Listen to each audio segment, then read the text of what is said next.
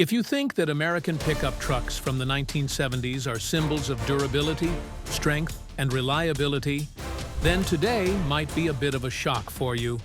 Because during the era when America was flooded with classic rock music, bell-bottom jeans, and kids dreaming of being street cowboys, it was also the time when many car manufacturers released some of the worst pickup trucks in history. These trucks were not only bad with weak engines and terrible fuel consumption, but they also became infamous for their laughable design flaws. Some rusted faster than forgotten bread, while others drove as if they were plowing a field in the desert. And today, let's take a trip back in time to explore the worst pickup trucks of the 1970s, considered nightmares that no one wanted to buy again. Number 10. 1975 Plymouth Trail Duster. When the name Plymouth Trail Duster is mentioned, vintage American car enthusiasts might just smile and shake their heads. Simply because it's a classic example of the "if they have it, we must have it too" mentality. But the result turned out much worse than the original. In 1975, the Dodge Ramcharger was gaining massive popularity in the SUV pickup hybrid segment. Seeing this, Plymouth, who didn't have much experience with off-road vehicles, decided to jump into the game. The result? A trail duster. It looked similar, but drove completely differently. The truck was heavy, bulky, with a chassis similar to the Ramcharger, but equipped with a weaker engine, worse fuel efficiency, and off-road capabilities that could best be described as, "Look, but don't dream of climbing hills." The funniest part? The interior was so flimsy that car enthusiasts back then humorously referred to it as recycled plastic cut and pasted. But that's not all. The Trail Duster was also notorious for its rear door that would easily jam, a soft top that could tear easily, and a rust resistance that was lackluster at best. Just a few years after its release, Plymouth quietly ushered the Trail Duster into the past, as if it had never existed. Number 9. 1971 Chevrolet C10 Custom Camper. In the 1970s, camping became a popular trend in the US, with people enjoying weekend trips into nature. Chevrolet quickly caught onto this wave and released the C10 Custom Camper, a heavy-duty pickup truck marketed as the ideal companion for long trips. Sounds good, right? That is, until people actually took it for a test drive. The C10 was extremely heavy, especially when the camper cabin was added to the back.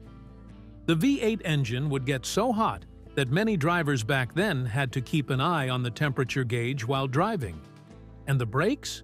When carrying heavy loads downhill, it was basically pray for your life. In fact, many classic car enthusiasts joked, "Want to know what it feels like driving a C10 with a camper? Just imagine you're driving a tank." But that's not all. The fuel consumption of the C10 was truly drinking gas like it's free. Some reports even noted that fuel consumption could reach nearly 30 liters per 100 kilometers when fully loaded. So instead of becoming a camping icon, the C10 Custom Camper ended up on the list of pickup trucks everyone wanted to avoid when going on long road trips. Number 8. 1979 Ford Ranchero 500. If there were a competition for the most confusing car of the 1970s, the Ford Ranchero would win hands down. Honestly, no one knew exactly what this vehicle was. Was it a pickup truck, a sports car, or just some random plaything? Ford attempted to combine a sedan style with a pickup bed at the back, but the result was like a half-baked hybrid. Back in the day, Americans used to joke, the Ranchero was made for cowboys who didn't want to haul cattle. In terms of specs, the Ranchero 500 had a low chassis, couldn't carry much weight, and would scrape the ground on rough roads. Its engine wasn't strong, and it was incredibly fuel inefficient. Meanwhile, the chassis, borrowed from the old Torino, was prone to rust, especially in snowy states. And the worst part? Despite being so weak, Ford marketed the Ranchero as a versatile vehicle for both city and farm. As you can imagine, the outcome was predictable. Pickup truck fans hated its weakness, and sedan lovers disliked its bulk.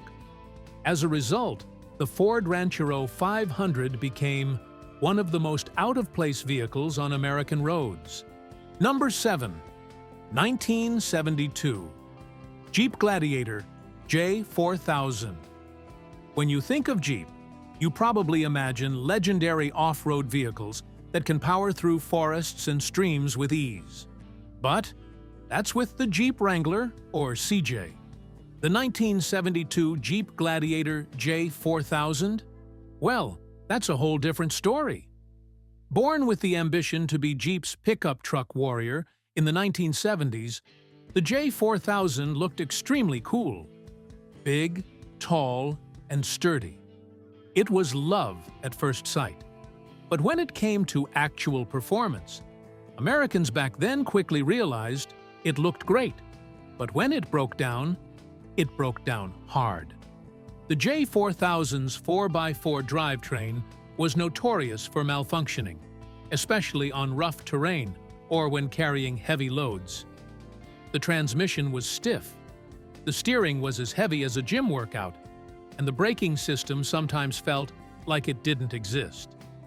As if that wasn't enough, the Gladiator J4000 also had terrible fuel consumption. Many drivers jokingly said, "Before you even reach the top of a hill, your gas is already gone." Gradually, despite the love for Jeep, people had to admit the Gladiator J4000 was better off being displayed in front of a garage for show. Climbing hills, crossing streams, or going on long trips? Just think twice before putting yourself through that pain. Number 6. 1977. Chevrolet LUV. The 1970s in the U.S. was a special time. Gas prices were starting to rise, and city dwellers needed smaller, fuel-efficient pickup trucks. Chevrolet quickly seized the opportunity and brought in the LUV, short for light utility vehicle. But in reality, everyone humorously called it the little useless vehicle.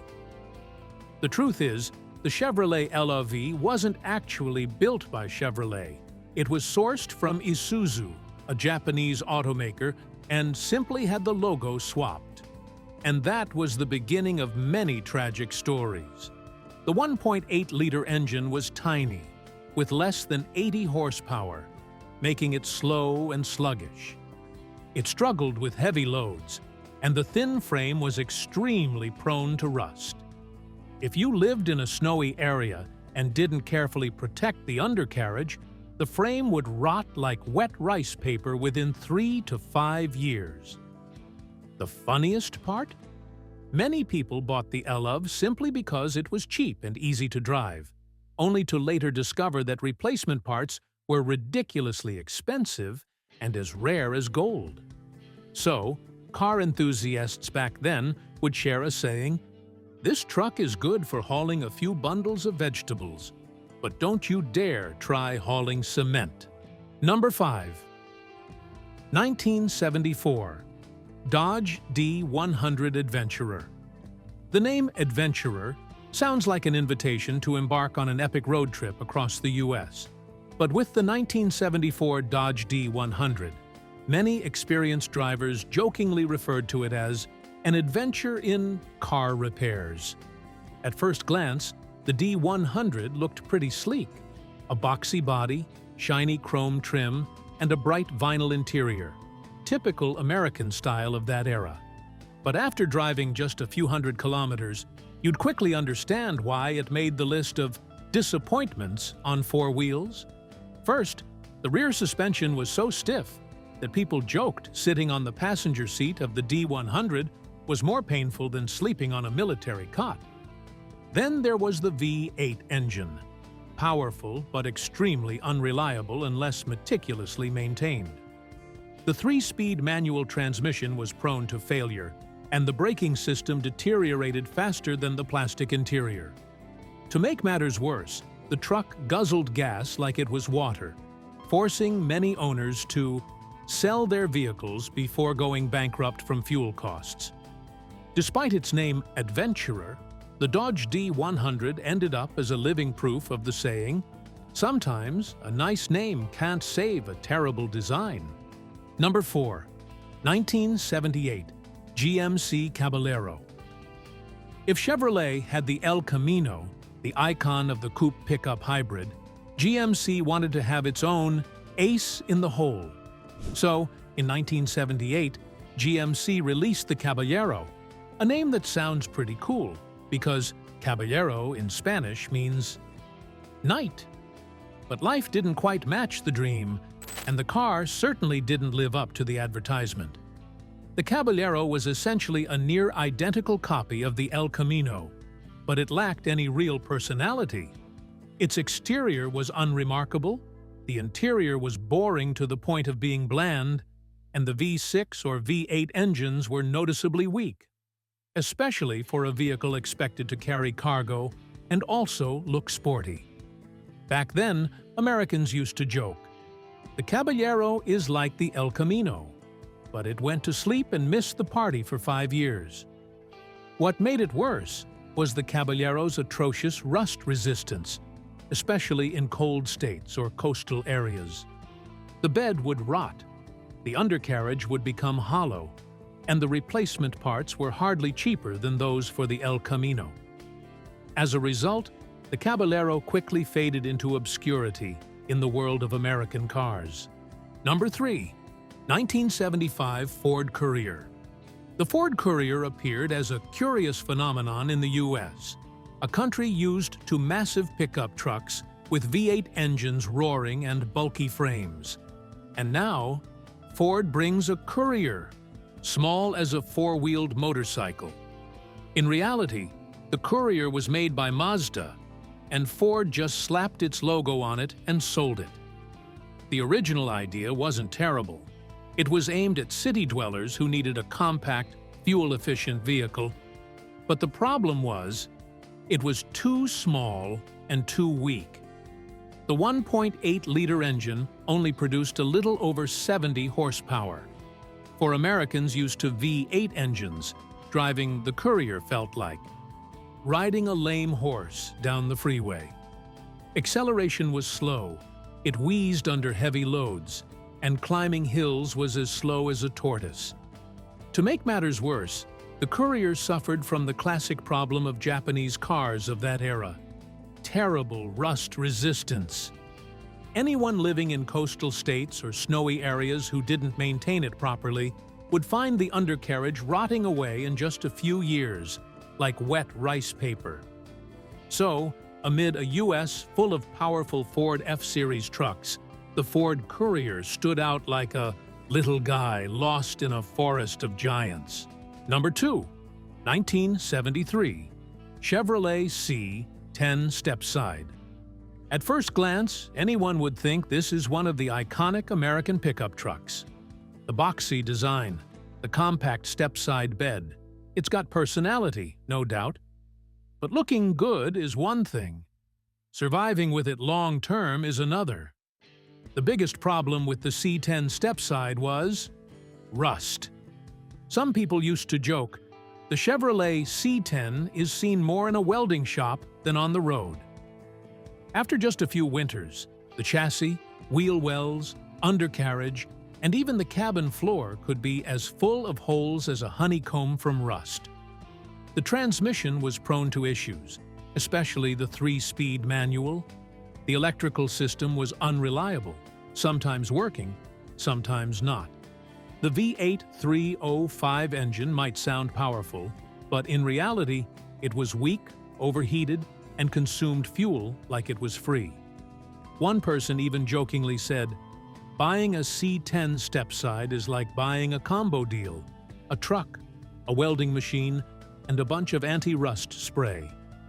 So, while its looks were loved, When it came to durability, the Chevrolet C10 Stepside was truly a rust nightmare. Number 1. 1976. Dodge Ramcharger SE. The 1976 Dodge Ramcharger SE was infamous for making Americans wary even at the gas station. This was the era when American automakers loved making massive vehicles. The bigger, the grander, the more American they felt. The Ramcharger fit this trend perfectly. A hulking exterior, looking like it could swallow up all its competitors. But once people actually started driving it, they discovered a harsh truth. This vehicle drank gas like an elephant drinking water.